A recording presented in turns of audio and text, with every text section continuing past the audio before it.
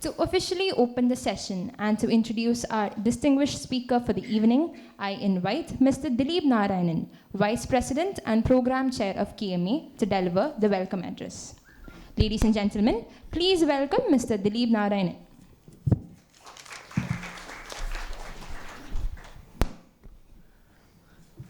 Good evening. Mr. President Hari Kumar, distinguished chief guest Mr. Renny Jacob, Honorary Joint Secretary Lekha, past presidents, managing committee members, invited guests, KMA members, and student chapter members.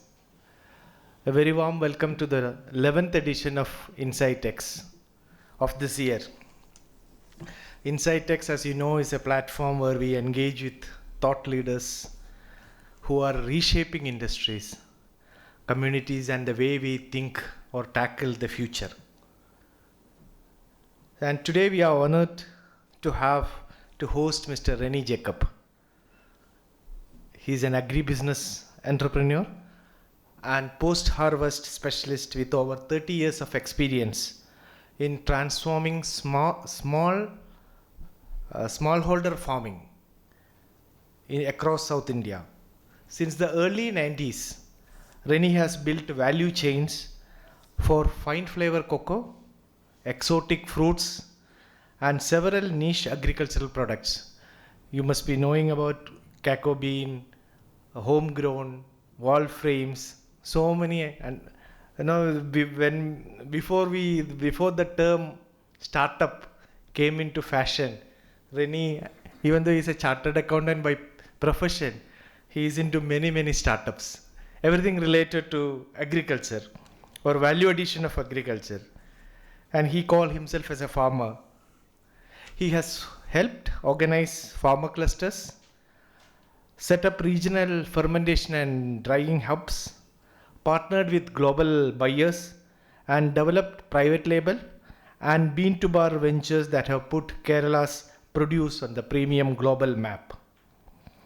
What stands out in his work is a very simple idea. Even small fragmented plots can become high value engines when traceability and tourism come together. Through real case studies from Idukki and Western Ghats, he has shown how small farmers can earn more, sometimes double, through better processes, aggregation models, and guaranteed offtake. His perspective is practical, rooted in decades on on-ground work. At the same time, it is visionary, offering a compelling roadmap for Kerala's agricultural transformation. The topic today, Reimagining Kerala Agriculture, a playbook to double smallholder incomes, captures this journey, one of innovation, empowerment, and belief in the untapped potential of our small holdings. On behalf of Kerala Management Association, I extend a very warm welcome to Mr. Renny Jacob. We are delighted to have you this evening. And I'm also happy to share that the next edition of InsightX will be held on Friday, 12th December. Next Friday, we'll be hosting the renowned architect G. Shankar, a Padma Shri awardee, who will be talking on sustainable development.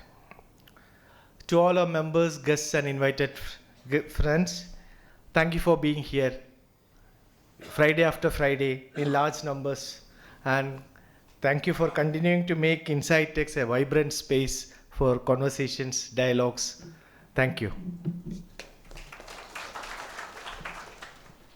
Thank you, sir. To deliver the presidential address, I now invite Mr. K. Hari Kumar, President of KMA. Sir, we request you to address the gathering.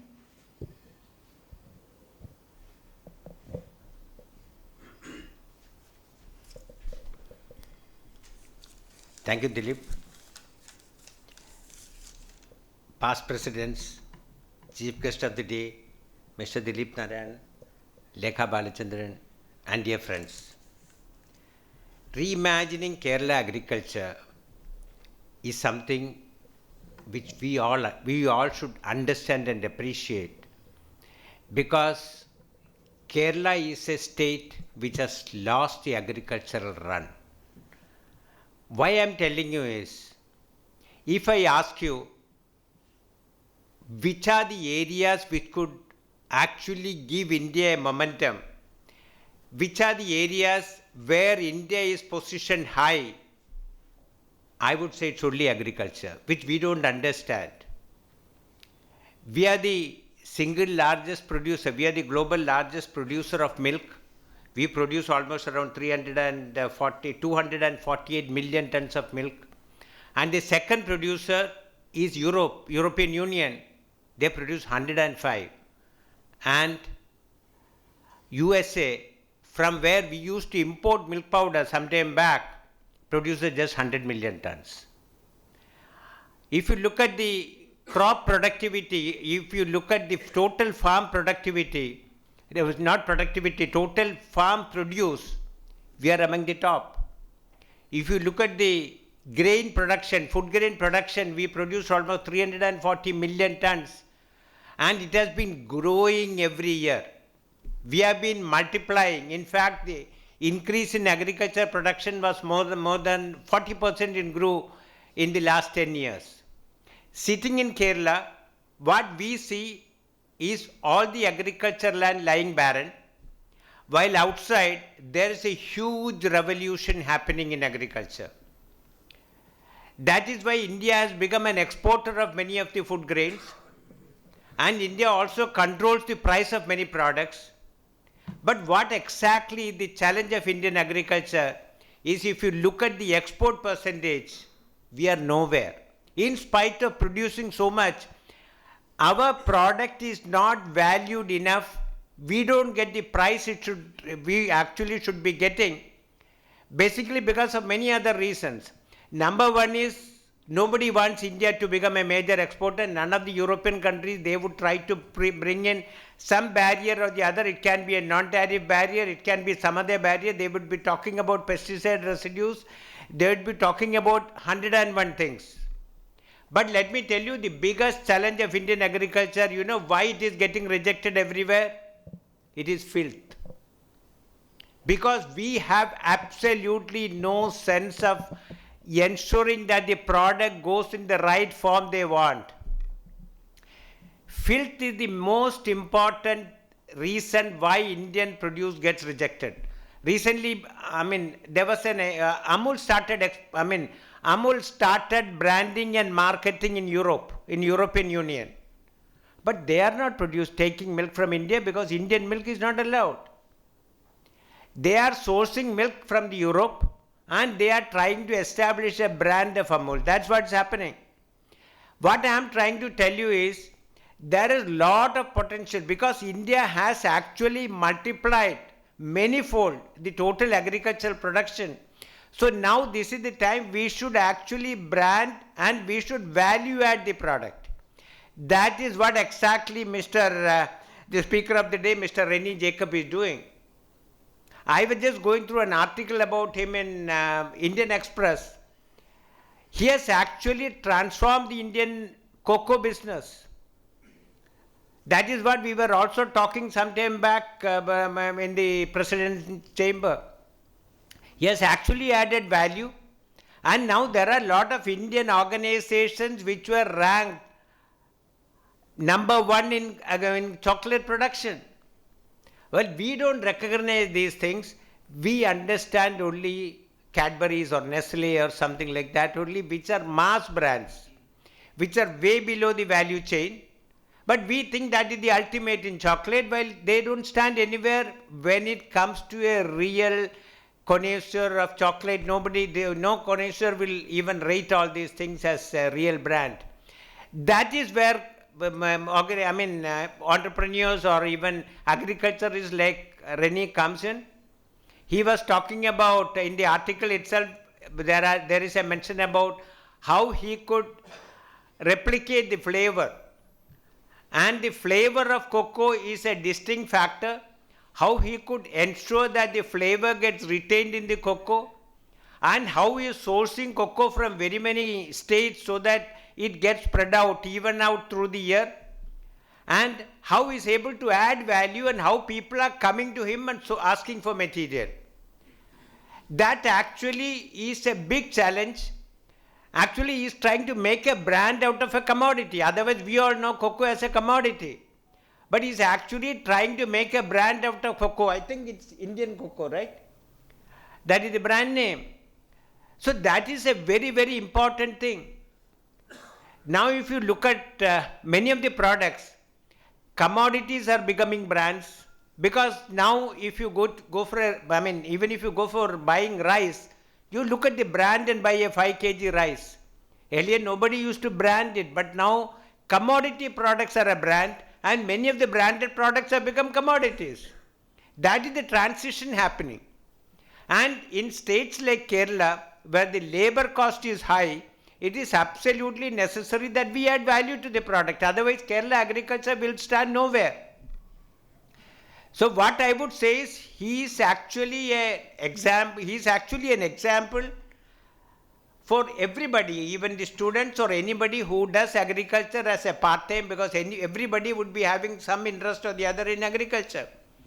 Whether it is tea plantation or whether it is rubber or anything, how you can add value is very, very important. And Mr. Renny will talk about that. I would request everybody to note down, because please don't think that, okay, I have no interest in agriculture, that is why it doesn't add value to me. It's not that. Please try to see it in a bigger frame.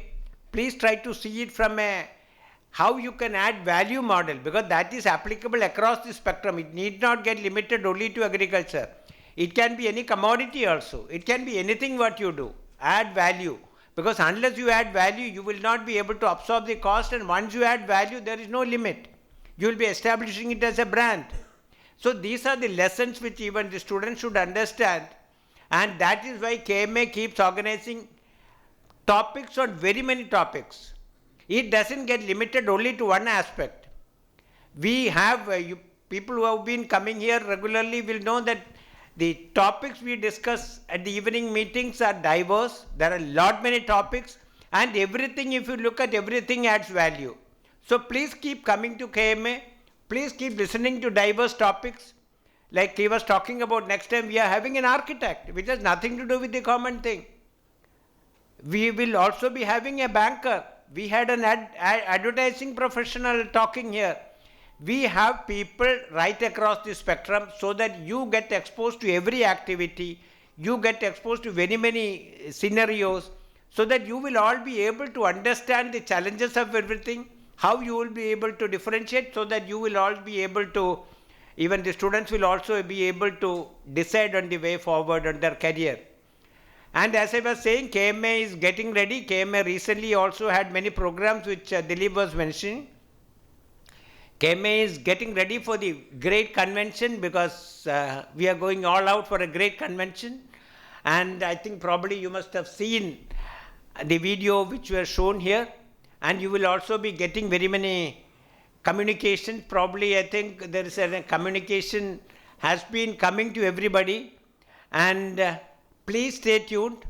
Please be on the lookout for the messages from KMA. I am sure that KMA is able to add value, and please take it forward, because it's a lesson for all of you. Thank you very much. Thank you. Thank you, Mr. Harikumar, for your insightful words. And now the moment we've all been looking forward to. Our keynote speaker this evening is Mr. Renny Jacob, an agribusiness entrepreneur and a post-harvest specialist whose work has transformed perspectives on sustainable farming and farmer empowerment. His expertise and experience make him the perfect voice to guide us through the possibilities of a reimagined agricultural future for Kerala. Ladies and gentlemen, please join me in welcoming Mr. Renny Jacob for the keynote address.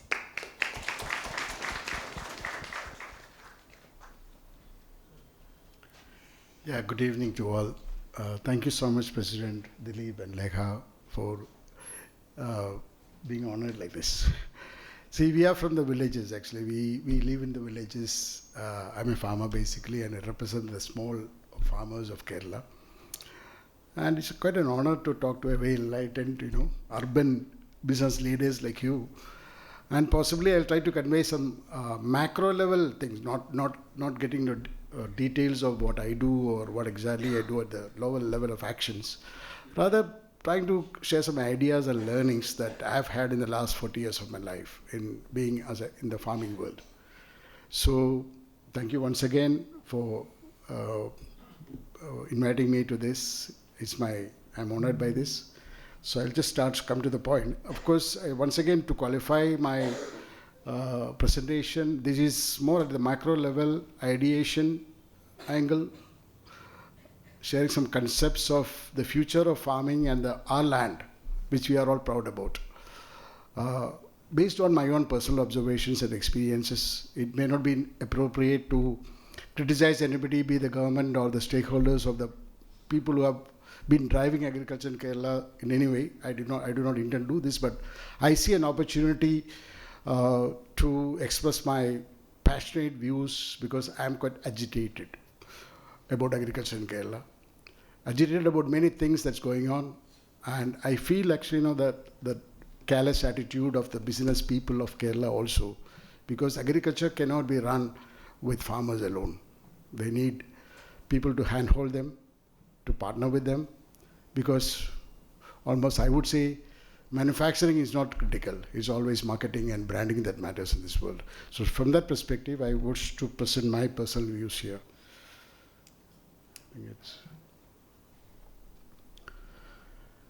See, Kerala has been in agriculture from 3,000 plus years. We have been successful because the world came to us. We did not market ourselves. Rather, the world came to us for some reasons, So we have a legacy. We have got something to take care of. And that has been happening ever since we all know about our past. Why did that happen? Now, what is special about Kerala? Biodiversity, agroforestry, ecological wisdom, but all built on Ayurveda was built on it. Why Ayurveda? Because actually we sit on a very, very unique place in the world called the Western Ghats, which is one of the oldest mountain region in the world. It is full of exotic things in the world. It is recognized as the heritage zone by the UN, UNESCO certified heritage zone, protected. We have more than many, the flora, fauna, everything is actually, all endangered species, like your Simhavalan Korenga, or, all these are very unique things in the world. So we are unique. Let us just stop there. We are so unique and we are so diverse. We are a natural agroforest world, not created by us. We are so fortunate to be here. And the world came to us, be it the Arabs or who are Chinese or whomsoever. The trade routes, the spice routes of Kerala, more than 3,500 years old now. It's all facts.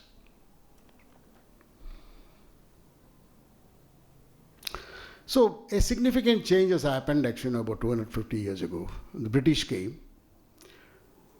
So land has transformed to something else. The Industrial Revolution of England, the UK, has created demand for many things. The colony approach itself has come from that demand of, need rice. They went to Argentina. They want sugar. They went to Brazil. They came, spices, they came to here, of course, much before British. But British actually has transformed Kerala agriculture into monocrop from a diverse, natural agroforest environment.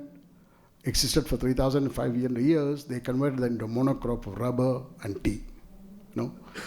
That thus started the biggest loss for our enterprise also. We shifted to industrial thoughts. We believe that we should exploit land the way we work with machines. So our attitude is different now in the last 200 years. Now the loss is in the second line. There is so much of degradation of the sea.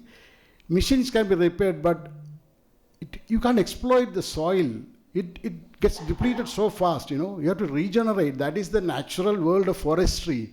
There are multi-layer of trees and, bushes and everything living together, coexist, and the soil get enriched automatically. You can't just go and exploit because it will, like anything, like water, no, it cannot be restored. So restoration of soil has not happened in the last 200 years, ever since we went for monocropping, like rubber or tea. So you've seen actually, there's a huge change in the agriculture scene of Kerala, especially because almost 10 lakh acres of rubber, which is a significant economic contribution. We don't disrespect actually, those initiatives of those times, investments of those times, but actually we only have to understand the facts. This is what is happening. So historical GDP share of agriculture, we were an agrarian society, You can't say, no, we were not happy for 3,000 years. I think actually we also had a very happy society. And what has happened in the last 100 years, from a 100% agrarian society, we are now 10% of the GDP. Rest is all industry and services. So we are totally marginalized. And there's a huge shift in the actually, food crops, rubber crops, plantation crops, in such a manner that, look, we have lost the real value of what we produce.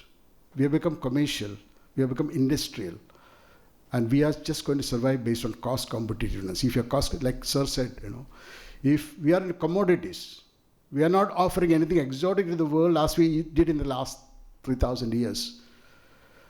Just imagine, Ayurveda still survives. Great. At least the world has become more realistic that there is goodness in nature.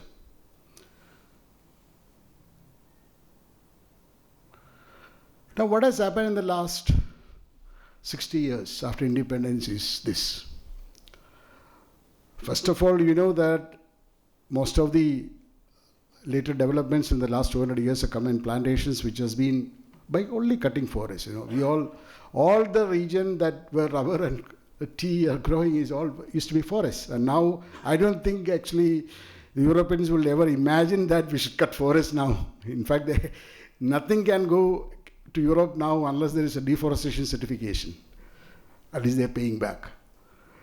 But what has happened in the last 200 years is this. And we have become a fragmented land, of course. There are, again, I just don't want to blame politicians for it. You're thinking of, socialism has come to a situation that land, which is also enterprise. If you take it as business, they're business units. They're productive business units. They've been distributed. Fragmentation was the result. And now what has happened? I would say, as per the government of Kerala records, it's about 70 lakh farmers in Kerala. Don't believe this data. Nobody knows what is the farmer base in Kerala. Nobody knows actually anything about farm sizes, farm performance, farm productivity, nothing.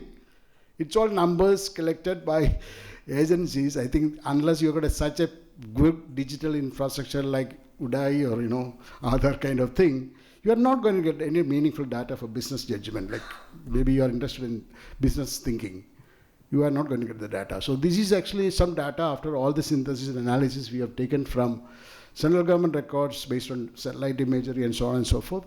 We have about 640,000 small farmers, less than 2.5 acres of size. You know what is the average actually reality? When you say average size, there are also a database which says, the Kerala government says the average farm size is 40 cents. What are you going to produce in a farm with 40 cents unless you have some chicken or pigs? It's not a scale. Nothing can happen in a farm in terms of productivity. It's subscale, suboptimum. You just can't think of as a productive unit. So what I would rather look at or rather represent the small farmers, which I say, at least let us try to revive this sector of 2 lakh or 1 lakh farmers having more than 2.5 acres of land or 2 to 5 acres. That is actually the most powerful, enterprising and enthusiastic people who do not know how to do farming. The productivity of the Indian farms or South Kerala farms are one of the lowest in India. Medium large farmers are only, so we say it's a small community out of 3.5 crore people know about 8 lakh farms, and we depend on nature, our sustainability, For everything depends on the small crowd, and what we as business leaders can do to empower them, to restore our goodness of nature, what we have lost in the last 200 years. This is just thought I want to put it across to you. Well, medium and large companies, just see one of the rice brands in Kerala, whom I know, he said his turnover is 1,000 crores. You know, almost 10% of the plantation in Kerala is occupied by 10 major companies. In plantation companies, the largest plantation company, 80,000 acres, Kanandevan, or another, 35,000 acres is, Plantation Corporation, then Hazes Malayalam. About 6 companies own practically 50% of the plantation companies, and the remaining 6 companies. There are only 10 companies having more than 2,000 acres. And they collectively contribute about just 1,000 crores turnover. Can you believe it? And one small brand, rice brand here is selling in 1,000, more than the collective performance. So the value discovery or the value delivery, economic value output, the economic output value of this plantation is very, very, very meager. It has no social impact in our society. So we all respect big companies for, be it AVT or be it Harrison's, all say they're big companies, but the kind of impact they have in our society is very meager. The people, the 1 lakh people can make a huge difference. This is my point.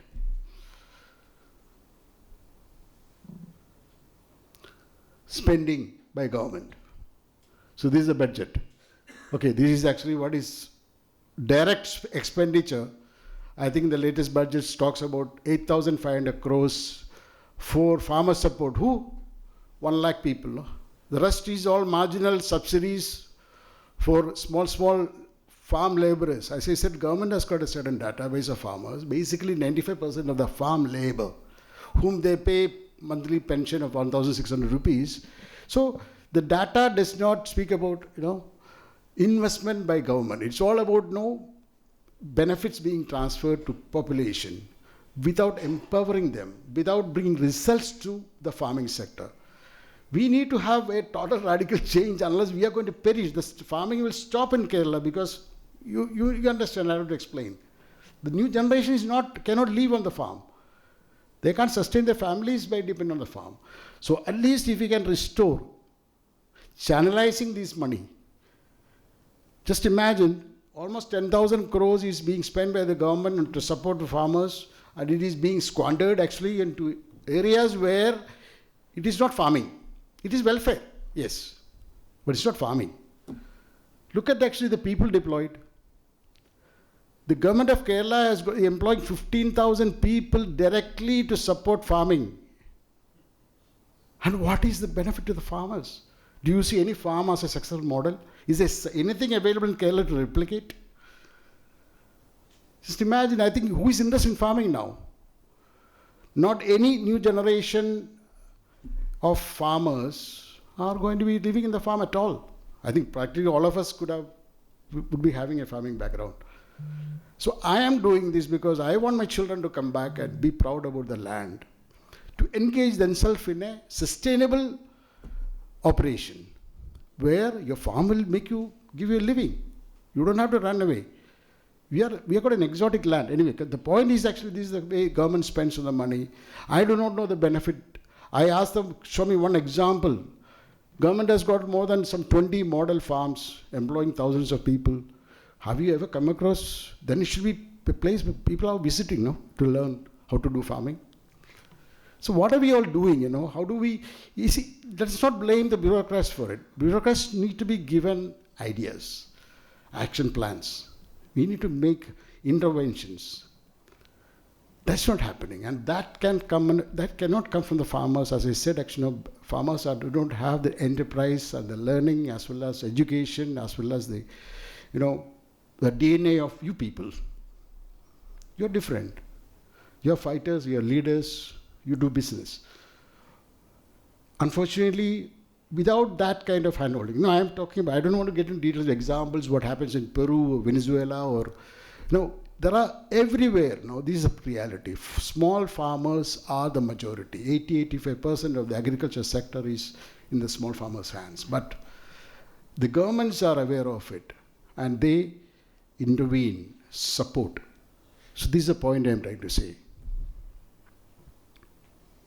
So what is the opportunities? There is going to be exotic value chains, Sir has already said, the President has already said, no, the commodity approach. The world crave for food experiences. They are willing to pay premium experience for the experience. And Kerala can offer that. We have a proof of 3,500 years. Why do we shy away from that? Now, everyone knows that, be it spices or food, Kerala has got a unique ecology. A kind of, 450 centimeters of rain, a terrain that is very unique in the world. So the final product is the flavor. Malabar pepper is the most famous in the world, no? It's a brand by itself. Ayurveda is being built on not only actually, curative experience, but I believe that it's also on flavor experience of spices and whatever, Kandasari, sugar or whatever. So we need to, see, I think actually commodity brands, so commodities, see, the food, the world, recently I had a delegation from Japan. The kind of excitement they have in the farm, but basically they're one of the largest trading companies in Japan, representing a chocolate company, again 100-year-old chocolate company in Japan.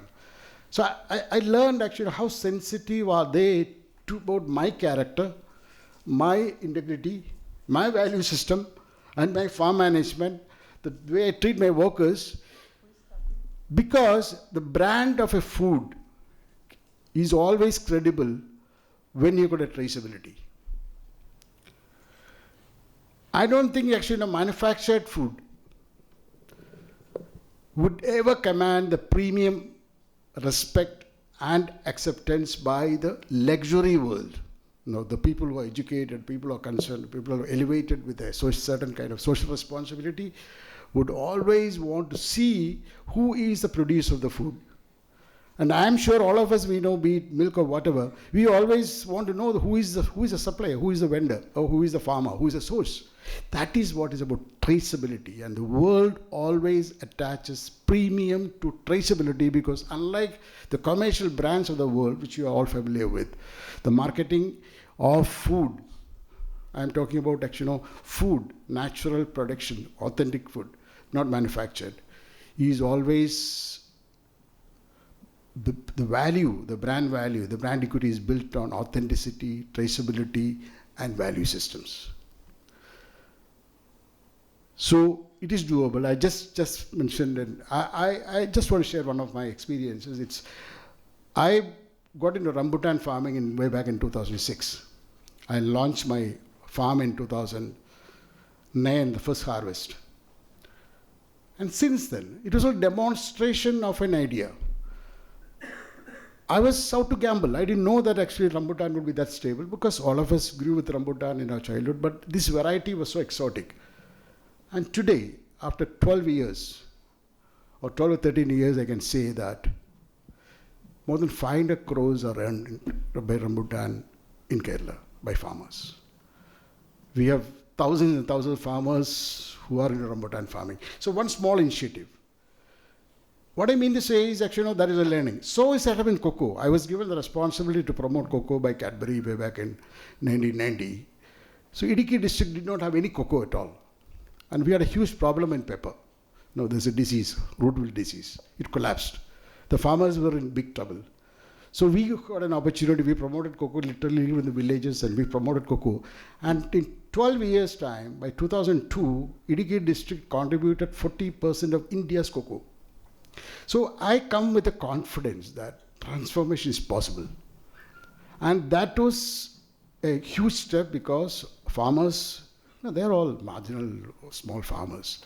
The fact is that we deployed vehicles, we deployed systems and practices, we built infrastructure for processing, and we had the confidence of the farmers that we paid everything in cash. And finally, the farm incomes have gone such a that Idukki district, they contribute the largest number of nurses in Kerala. Because of education. If there's no money, where do the farmers go for educating the children? Now, what I mean is society can transform.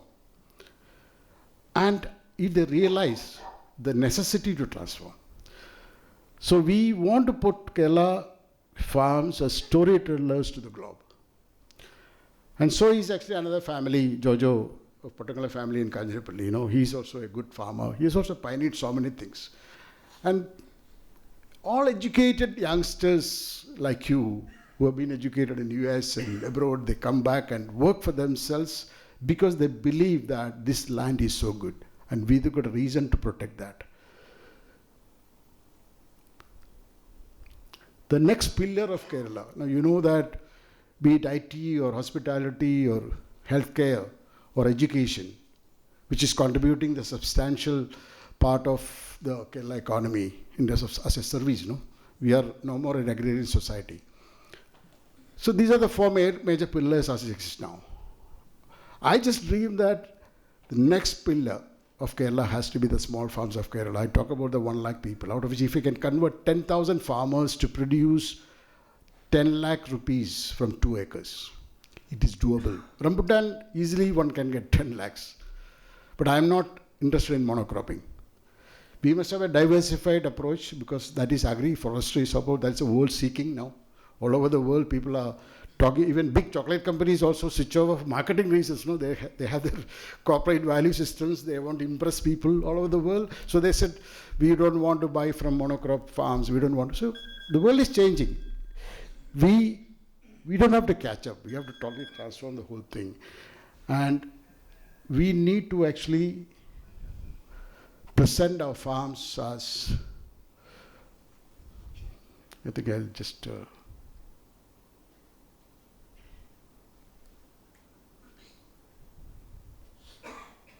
once again. As you know, expecting Kerala to manufacture or produce any commodity, I also said manufacture, be it industrial, any commodity or item, the cheapest is not going to happen in Kerala.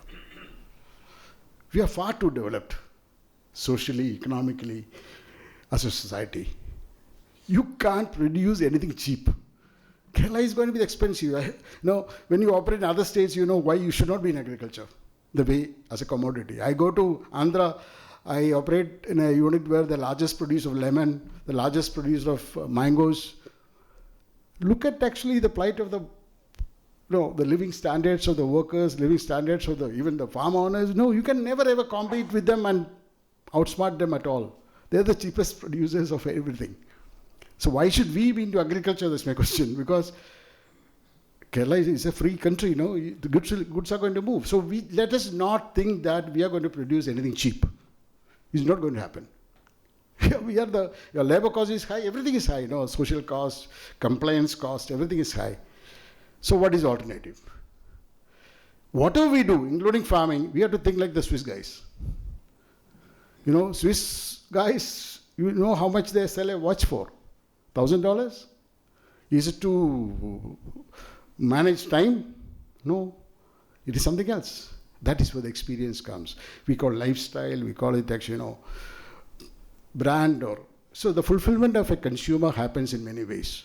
It's not necessarily functional. So we have to understand that be it wine or cheese or watches or whatever luxury, it is not built on the functional delivery of a value of an item, be it whatever be it. Cheese or whatever, wine, you can give an example. So India also exports single malt whiskies. So what I mean is, we need to think like the Swiss guys.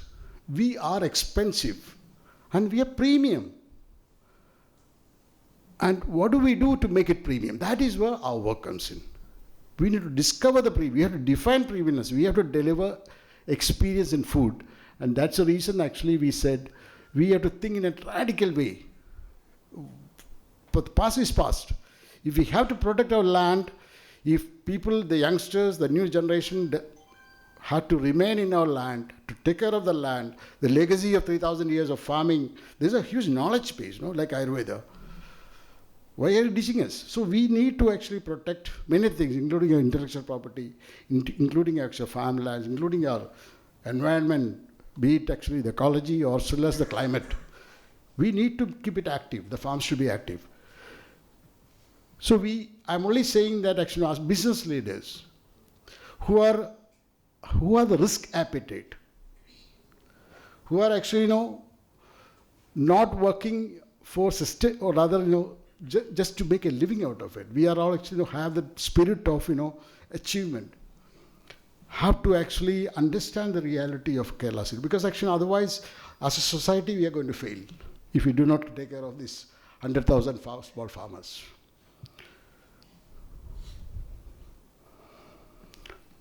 So as I said, two strategic pillars of reform. One I see in the products, the producers. The farmers are subscale. They're 2-acre farm. Nothing is viable. You can't even, so be it labor employment, be it automation, machine deployment, productivity of the farm, even look at a dairy, You just can't make money with a 4 cows or 5 cows kind of dairy, what is possible in 2 acres. So a cluster approach so we say actually, we need to actually think as a group, and we are promoting, government is also promoting it. Now World Bank has launched a scheme of cluster promotion. About 2,500 crores is being spent on agribusiness, and they're very strict. What is proven in Brazil, what is proven in Mexico, in Peru, and now all those countries, they bring as a model to Kerala, and supporting business people like you, to establish farm linkages and FPOs, the collection of farmers in a certain area. So I work with FPOs. I've got 3 FPOs in Andhra who serves my needs. It's easy because each FPO have 500 or 600 farmers. It's a company, again promoted by government support like NABARD, subsidy, 50% subsidy for every investment. And we people assure them that you keep quality, you are the gatekeeper. So at the farm gate, I don't have to go to thousands of farmers, actually, they buy and process and give it to us as per those standards. Because of that, I'm able to pay higher price than even Cadbury to my farmers. The same approach can happen, one thing, which is the largest food product what Kerala produces? 25 lakh tons of tapioca. About 7 lakh tons of banana. Well, 5 lakh tons of rubber. Look, we are into subsistence farming. Just to make a living we are farming, right? As a society, and government is subsidizing that. Where is enterprise? Where is the spirit of business? Where is the spirit of capital pooling, labor productivity, performance of the item? Nothing.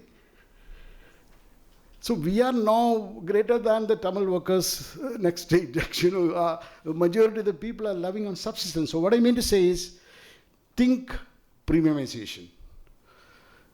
So we need to do what is to achieve, just like, as an example I said, watches by the Swiss. We need to think like them. When you are in trouble, we have to rise up and meet those challenges. How can I premiumize my products?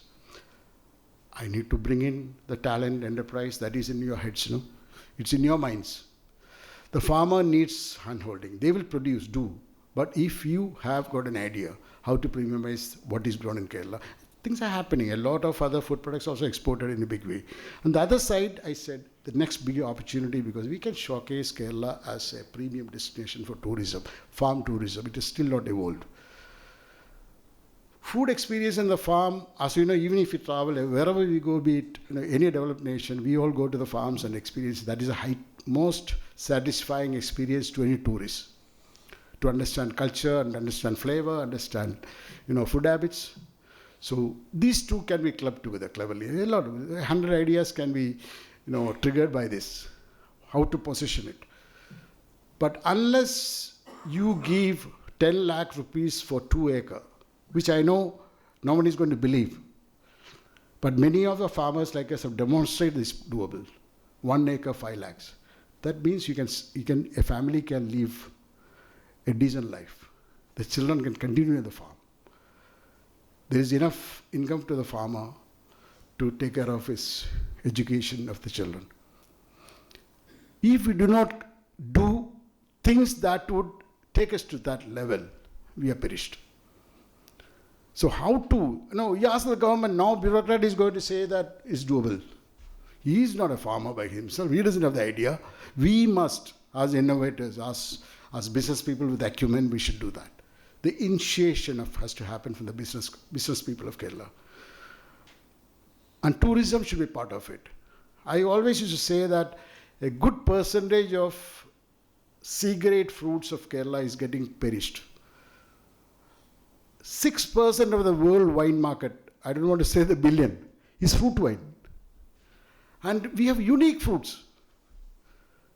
And this is social stigma. We should be thinking at least like Goa.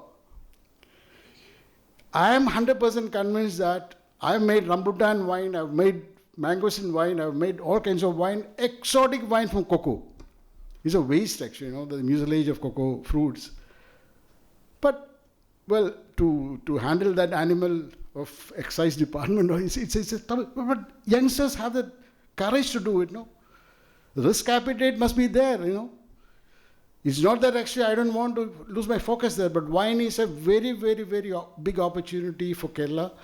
It's already liberalized. Jaitilak has already liberalized it, and every 1,000 square feet bakery in Kerala, he can have a license to sell wine. Not a single bakery has done it so far. You can start wine industry which is called hoti wine. So fruit wine is a huge opportunity. See, look, we export single malt whiskies from India. It's a huge opportunity because it's the best experience of food is wine, no? Cheese, wine, chocolate. These are all things being sold at actually the highest value recovery per unit. Chocolates are being sold for 10,000 rupees per kilo, no? Even in India. Or 15,000 rupees chocolates are available in Dubai, Is it Nohes or, many big brands. I'm not talking about shelf chocolates, about exotic chocolates in exclusive stores. We need to think, reform ourselves in our thinking first, that this is all doable. So, two strategic thinking. One is actually enhance the quality of the producers in such a way that the world will accept for the quality, as our president also mentioned. What value addition we can do. Second part is link our exotic farms. Our farms are so beautiful. What is lack is architectural design, landscaping arrangement. Make it beautiful. Already it's beautiful. Kerala everyone shows. Make it. We have created examples for that. In many properties, in many homes in Kerala, I've got at least 4 neighbors on my village who has made his home so beautiful that foreigners come and stay. So it's all doable, and 100 days, you can earn 10 lakhs from the 2-acre land. So what I mean to say is, it's all actually, there's enough examples we can prove it. We have created all these working modules in Kerala for everything what I talk about. Government should be only an enabler. The problem is actually, they also want to control everything when they spend money. Complaints, everything. You say you are given a license to make wine, they said there should be 4 rooms, and every window has to be made of steel, and the entire key must be kept with the excise officer. If I have to have a 100 ml sample for a customer who comes to taste wine, I have to go to the excise office, take his permission, he will come, inspect, and give you 100 ml bottles for 4 bottles free. This is the problem. We can. See, lobbying is part of our life. If the business community, the wealth creators of our Kerala can take action, it will change. The reality is that I spoke to Jaitilak once. He is the person who liberalized winemaking. He brought out 2 years ago, he brought out rules on horticulture. Not a single commercial player yet in India after 2 years of legal framework. I don't know, the farmers do not know the market. It's only the smart business people know how to market things, how to build brands. And 6% of the world market is fruit wines. And we have exotic fruits. Rest is your idea. And it's got billions and billions of potential business. See, rambutan grows in India in just 0.2% of the land mass. It doesn't grow outside. So we have an exclusivity, We have zero competition. We are exotic that way. Not only the product is exotic, we have got a certain entry barrier. There are heavy entry barrier for these kind of fruits. Many fruits in Kerala, because we have got a 450 centimeters rain, 85% humidity, and what grows in Kerala will not grow in Coimbatore. It's true. Most of the fruits that grows in Kerala will not grow outside Kerala. So, government institutional based support. As I mentioned, there are 1,200 Krishi Bhavans in Kerala. In each Krishi Bhavan has got 4 people. I don't know what they're doing. Not a single Krishi Bhavan guy has come to my farm yet in the last 40 years.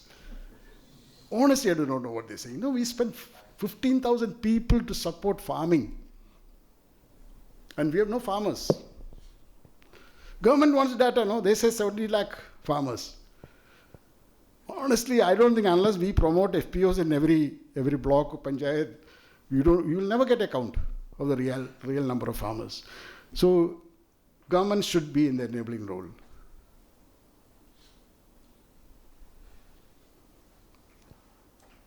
Are you interested? Clusters are mobilization aggregation centers. And 60% of the investment will be given by World Bank. I'm telling you the scheme is out for the next 3 years. Up to 2 crores. There is no scheme in the whole country with that level of support. Grant from World Bank is operational now. We are telling all FPOs to do it. You business leaders, if you give an MOU with a cluster saying that I am going to buy your product, you will get 2 crore grant. Now. And World Bank manages through Grant Thornton. Not left to the bureaucrats. Partner with farmers in building brands, be it tourism, services, or whatever. I can assure you that any foreigner, a foreign tourist with a certain assured spending power who comes to Kerala would pay the highest value for a stay in the farm with the right cleanliness and hygiene and sanitation. My sister, one of my first cousin, she has been running a project called Vanilla County in Tikoi. It's 90% of the customers are ambassadors of, and top people, And farms give them privacy. They don't have to actually, make the noise like a 5-star hotel and all that. No, they're not interested in that. They want to read books. They want to live a calm life. They want to go to the next temple. They want to see elephants. They want to go and actually experience the simple village life. And they'll pay premium for it. And maybe they can go to the next Ayurveda center also. So this is what is promising for Kerala. Are you leaders interested? Kerala farms cannot survive on substance, as I said. We can't produce tapioca and take our next generation forward. Premium production, premium experiences, driven by story. That's what world over premium farm foods are being sold with a story, where it is coming from, who is it producing from, and this transparency, traceability. Act now. Thank you.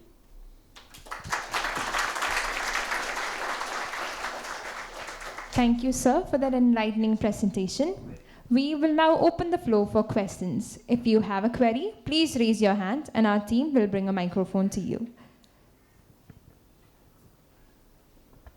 One major issue is farm labor. We don't have any Kerala farm labor anymore. We have import. And they come, they go every season, harvest season, they go to their homeland, they never come back, etc. I don't blame anybody because the cost of labor is high. This is one issue. I mean, I don't know, unless you are in a scale where you can organize people, etc., or you import these people and keep them in some kind of a captivity, it doesn't work. So what is that? I'm sure you would have faced this. You have any solution? The strategy is actually, now we have to think afresh. There is no standard solution. Forget the past. We should not be any labor-intensive farming at all. We should not be into labor-intensive farming. Honestly, I tell you, in Andhra Pradesh, I'm so surprised that Tumbai or pickaxe, everything is automated because the land is flat. So why should we be in tea planting, rubber planting, which demands daily labor? Rambutan does not need any labor. Honestly, even the harvest, netting, everything is being taken by our contractors. They bring all kinds of labor. So they know how to manage. So leave that speciality to those special operators. Wherever you've got a requirement, I would always say, we talk about clusters, we talk about FPOs. See, there has to be intermediaries of farmers, not traders. And we can handle that. Now, we should be choosing those kind of crops, which this is not labor dependent. Or rather, we can be automated. Or we can be managed with minimum labor intervention. What do you do about, rats, bandicoots, and all It's all, everyone is, see, farmers will find their own ways, actually. Look, I hear it from Kerala farmers all often about pests. Look, the productivity of Andhra farmers in cocoa is double. And they also have the additional problem of monkeys also. So rats, squirrels, monkeys, if you've got a commitment, we can solve all that. That's why, no, you cannot approach farming as a part-time thing. Please. It is just like running your business. You can't have a business which is part-time. Your passion. See, otherwise the quality won't be the result. You are going to create something of high value and people can see through. That is the meaning of traceability. That it is this passion, it is this commitment that gives them guarantee of the product. Sir, what is your take on medicinal plants? As Kerala is very famous for Ayurveda. Should be. I'm not an expert in that. So definitely, I feel that the soil. Let us focus on the soil. Let us not lose the quality of our soil. That is called the agroforestry comes in. You've got multi-layer crops. Coconut could be the tallest. Then comes the jackfruit. Then comes the cocoa. Then comes possibly the medicinal plants also. The flora would be structured. That is, and everything is interdependent each other. The light is, that's what now, there's a big movement out in the modern world to promote agroforestry and buy only from those farms which are really regenerative. Since enrich the soil, whatever you exploit the soil, you put it back. Or rather, the trees will take care of themselves, in terms of all these will be a natural. See, in monocrop, that doesn't happen. See, in South Kerala, because of regeneration, soil illa. If you have lost what you have built up across centuries. So, but we can do that through organic, through effort, we can restore all this. See, medicinal plants also have a lot of potential in Kerala. But almost, in Kochi, we tried to grow some medicinal plants. Then basically what happened is we wanted to increase the productivity. So we started even tissue culture of many plants and all that. But then basically what happens is, there is a guarantee. We also have these farmer producer organizations, FPOs, tie-up, buyback, contract farming, everything we do. But then what happens is many of the farmers are not very keen on continuing it because medicinal plants have one advantage because nothing eats it. It doesn't get damaged because it doesn't have pest attack. But the productivity comparatively is slightly lower. But there are people, especially in northern Kerala, there are a lot of people who take up cultivation of medicinal plants. In fact, NABARD has a scheme along with us wherein we give for multiplication, we have the saplings and all that, we have the tissue culture, we give it to people, multiply and buy back. This is happening. And medicinal plants, if you are interested, there is a tremendous scope because Ayurveda is one industry which is growing more than 17% CAGR. It's growing at a tremendous pace. Availability of all these produce is going to be a challenge. So there is a lot of potential for that also. Thank you.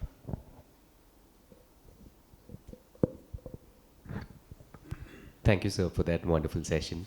When you started off, you mentioned that one major challenge which we face is the lack of data on how many farmers are there, what is the land holding of each farmer and all. Now that digital survey is happening across India and across Kerala, how do you think that is going to impact the future of farming once we have the entire digital land records digitized and every land record can be mapped to whomsoever is the owner? How do you think that will affect farming, and how can entrepreneurs like you facilitate your vision? Well, for analytical purpose, for business validations, we can rely on data, but the integrity of data is always, I have my own apprehensions always. Still, it's in the hands of very professional companies like, there are examples like Aadhaar and all that, which has led to final UPI and system. So we have got a need. What is a need? Somebody buying in Japan or Europe need to know the ultimate traceability is all about tracing to the farm. So there is digital infrastructure and it's expensive. So farmers can't create on their own. No? It has to be through a intermediary like an FPO or people like us who are connected to FPOs have to establish systems, digital infrastructure. Government can do it, but at least in my experience, digital mapping is going on, at the lower level. But integrating all this data to reliable, decision-making kind of data, the quality of decision-making, I'm still, I think, quite a few years ahead. I have not seen because we have touch points with village officers and all that. See, for example, can somebody know that I as an individual, what all land in Kerala I own? Nobody knows. There is a Thunderpearl system. The integration will come like a bank. Even the banking itself is not foolproof. Aadhaar has brought in the discipline that one Aadhaar number, 1,000 bank accounts can be monitored. We can only have one passport. Before that, any number of passports could have been owned by one person because you can have multiple addresses and there is no digital mechanism. Now it's all bio verification, right? That level of integrity of data through verifications. So what do we do? See, I don't think actually we need to have that kind of general data to take decisions. We only need to know in a certain cluster who are the farmers who are producing X, Y, Z and how reliable are they. We need to possibly validate the farm sizes, the crop numbers, the tree numbers, and finally have a certain confidence, business confidence to deploy a capital or efforts, whatever. So I think actually we should move away from depending on government for any kind of thing. It's not, as a business person, we should have our own wisdom.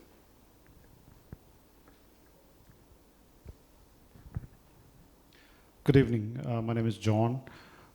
Just like the peculiarity of Kerala's geography, I believe the seasons which used to go like clockwork would have contributed to the flavors of the acclaimed Kerala spices. Just like you said, Malabar spices is world famous, or Malabar pepper is world famous. If you look at the past maybe 5 years, that clockwork is not being seen. So how do you think that will impact the farming? So business volatility is the truth. So world over it's happening. There's huge impact of climate change world over in every farm segment, every industry segment, every flavor segment is happening. It's a natural world. So nature is unpredictable. So we all come across issues on day-to-day life, in terms of season, as we said. One rain, changes the whole batch flavor. But then we would learn to survive because this is universal. That's there everywhere. It's not something specific to Kerala. See, for example, there are more than 3,000 tons of mangoes produced in a village called Kondavarma where I have a unit. My neighborhood is all mangoes. This season, I saw so much of excitement because almost 100 tractors come to the compound every day. Farmers bring in the mangoes and it's all dispatched in Delhi, North India. On 20, 30 trucks go every night. But just after a quick rain, I was also impacted because I was trying cocoa nearby. The whole mango season went through toss. The ripening part, the behavior of mangoes, and farmers were hit really bad. So I felt so sorry because actually the whole excitement of that initial operation died down after a rain. It's a reality of life.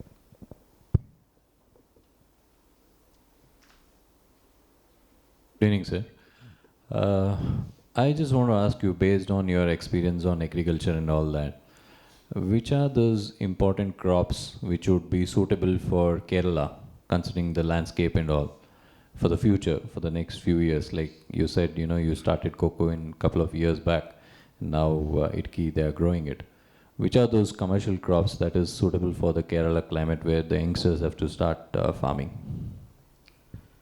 To me, there is no generalization for Kerala as a crop, but we have excellent jackfruits and rambutans in Kanjanappally. It's opposite in Trichur side.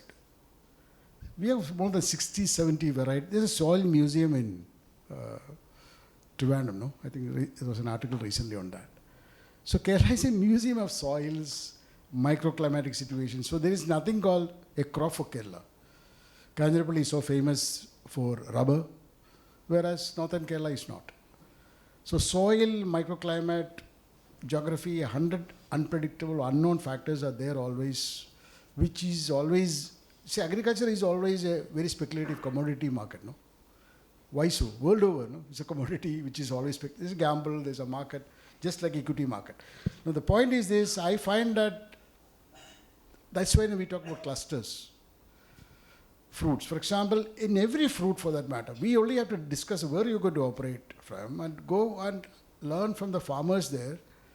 At the same time, forget the traditional crops. I don't think there is any opportunity much in, because already that has been, matured as a market. So go for innovations like rambutan was one of them, mangosteen was one of them, avocados I see opportunity, durians I see opportunity because durians are excellent for tourism. I know it's a very controversial fruit, but my brother has got 42 varieties of durian in his farm, which is the largest collection in the world, because he's a durian fan. And his fruits is being sold for 1,000 rupees per piece. And people come from Tamil Nadu to buy it. So what I mean to say is, the factors of that trigger consumption is unpredictable. But I only said there is a fascination for food, there is a fascination to experience new flavors, new food varieties, be it wine or fruit, whatever. So that is a tactical decision which you have to take as a business person, knowing your land, where you're going to operate from, the pluses and minuses of that operation, and take a call. Generally speaking, I would say fruits are the opportunity in Kerala because we cannot afford to be in commodities. I would say spices also is because those markets have matured even outside Kerala.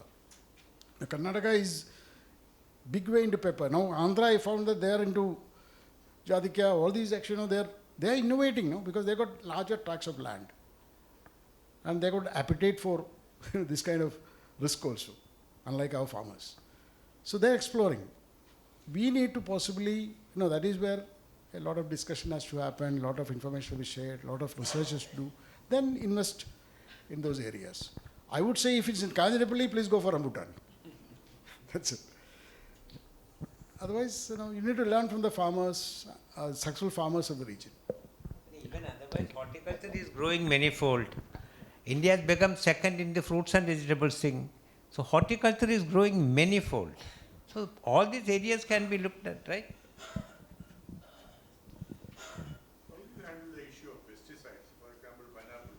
And those who spray pesticides, I think it doesn't grow. For North India, they don't care properly.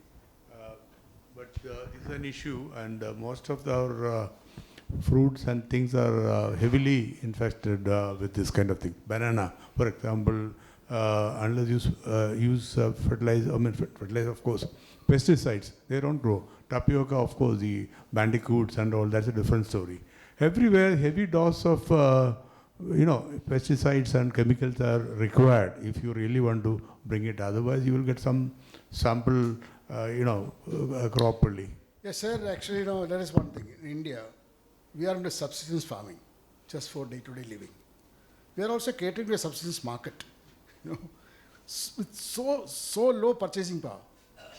So we are in a vicious circle, It's something like, I try to export something to Africa. No, you are not going to be successful. No, first of all, there's a hesitation. So we are doing things which is not necessarily, business-like. That's why premium. How do we achieve premiumization? The 100 things you can do. When I was trying to export to Japan, normally none of the Indian companies, I worked with Cadbury's for 35 years, none of the Indian companies ever asked for anything more than count and physical characteristics. The Japanese have sent me a 6-page list of 256 tests. And out of which I've never even seen that kind of test, actually. We had to go to a Chennai lab, and of course we cleared all the tests. because like coconut doesn't have much of issues for the beans inside. So these are things, variables, which you can always bring in to make a difference, to make it premium. How and all, it's a science part, which the government should be there to supporting you. I think that the world is changing to, there's a market for organic thing. What is problem is actually aggregation is difficult and you don't have a scale now. If you can export a container of organic cocoa, it's doable, but it's not available like that.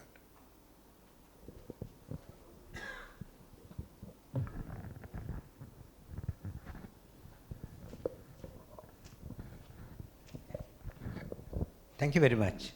Okay. To express our gratitude and formally thank everyone who made this evening possible, I invite Mrs. Lekha Balachandran, Joint Secretary of KMA, to deliver the vote of thanks. Ma'am, the stage is yours. Thank you. Good evening, President, Program Chair Dilip, our Speaker of the Day, Renny, past presidents, MC members, and all other present here. Before I express my duty of vote of thanks, I would like to invite our President to give a memento to our Speaker as a token of our love.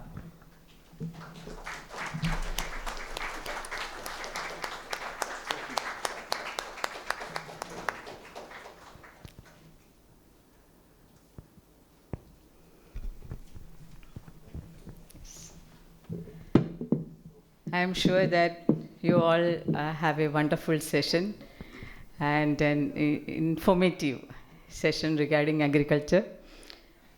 And I am also sure that some of you will be thinking of doing agriculture from tomorrow. I was always thinking whenever I interact with Renny, I will decide, okay, tomorrow I'll start something. And I am sure my husband Balachandran also will be thinking the same. That will stand only for 1 or 2 days. Then we will be back into our transformers, yeah. So I'm sure people sitting in the back, young generation, they will be thinking of some other ideas. He has given fruit wine. Definitely we can see some entrepreneurs from there with Indian-made wine, exporting Indian wines, fruit wines. And he has presented only one face of Renny, right? Yes, he is a multifaceted fellow.